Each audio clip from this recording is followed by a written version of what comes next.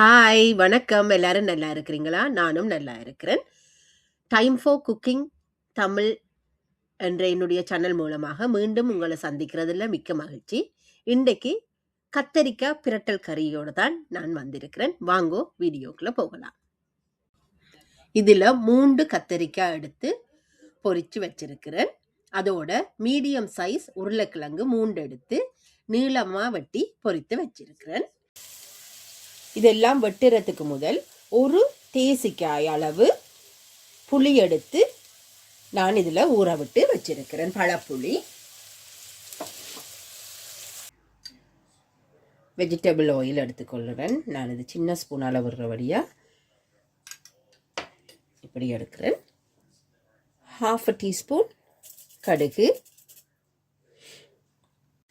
1/2 teaspoon பெருஞ்சீரகம், 1/2 teaspoon நற்சீரகம், 1 teaspoon அல்லது 3/4 teaspoon வெந்தயம் சேர்த்துக்கொள்ளுறேன்.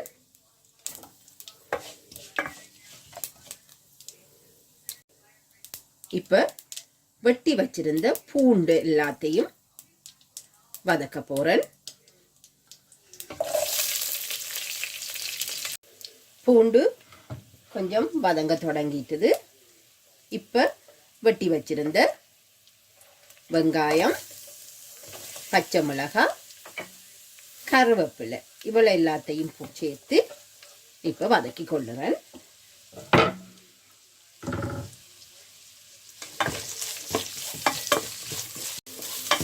இது இப்போ வதங்கி வர தொடங்குது. இந்த நேரம் ஒரே ஒரு தக்காளி பழம், அதாவது நான் இதில் சாப் பண்ணி வச்சிருக்கிறேன், அதை இதோட சேர்த்து கொள்ளுறேன்.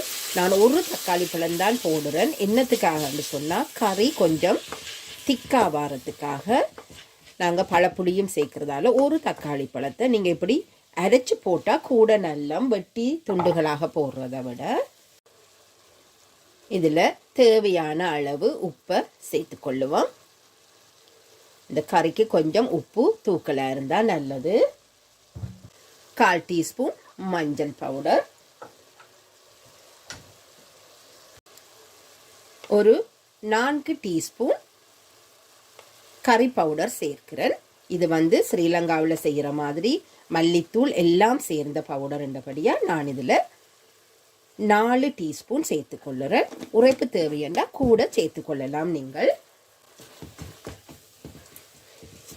இதையும் கொஞ்சம் இந்த எண்ணெயில் இந்த பச்சை மணம் போகும் வரையும் ஒருக்கா வதக்கி கொள்ளுவேன். தக்காளி பழமும் போட்டபடியாக அதில் கொஞ்சம் தண்ணி இருக்குது. இப்படி வதக்கி கொள்ளுறேன். இது வதங்கி வரும்போது ஒரு கொஞ்சம் தண்ணி சேர்த்து கொள்ளுறேன்.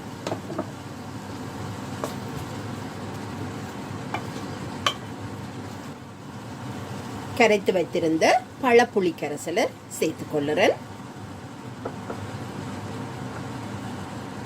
பொரித்த கத்தரிக்காய் உருளைக்கிழங்குக்கு தேவையான அளவு தண்ணியையும் இதோட சேர்த்து கொள்ளுறேன்.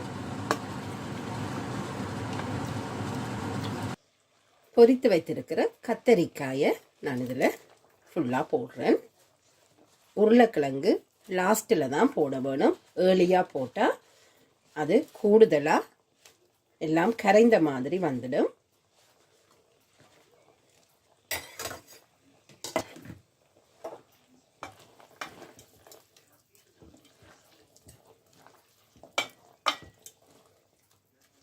இதை ஒரு கொதி வர விடுவோம்.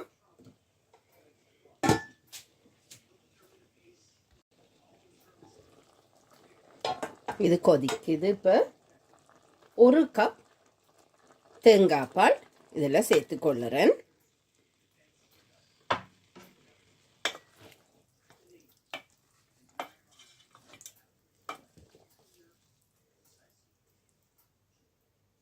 இப்போ இதை நல்லா கொதிக்க விடுவோம். பாருங்க,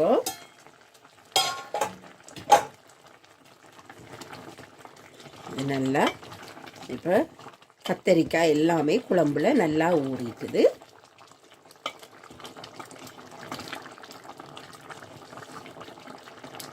இப்போ இதுக்குள்ள பொரிச்சு வச்ச உருளைக்கிழங்கு எல்லாம் போட போறேன். போட்டுட்டு இப்போ கரண்டி ஒன்றுமே வச்சு கிளறாமல் அப்படியே அதை ஊற விட்டு அப்படியே அவியும் வரையும் விட்டு எடுக்க போகிறேன்.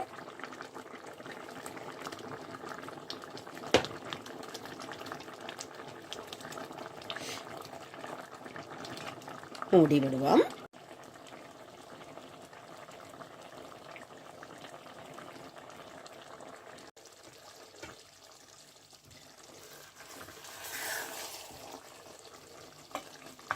பாருங்க, நாங்கள் லேட்டாக போட்டபடியாக இந்த பொட்டேட்டோ எல்லாம் கூட அப்படியே முழுமையாக இருக்குது. அதிகம் கரண்டி வைத்து கிண்டவும் தேவையில்லை. இப்போ நாங்கள் இதை இப்படியே ஆஃப் பண்ணி அந்த சூட்டிலேயே வைத்து விட்டால் அப்படியே இன்னும் கொஞ்சம் இறுகி வரும் இந்த கறி. நான் வைத்த இந்த கத்தரிக்காய் குழம்பு உங்களுக்கு பிடிச்சிருந்தா லைக் பண்ணுங்க, ஷேர் பண்ணுங்க, சப்ஸ்கிரைப் பண்ணுங்க என்னுடைய சேனலுக்கு. மீண்டும் இன்னொரு தரமான சுவையான ரெசிபியோட உங்களை சந்திக்கிற வரைக்கும் தேங்க்யூ. பாய்.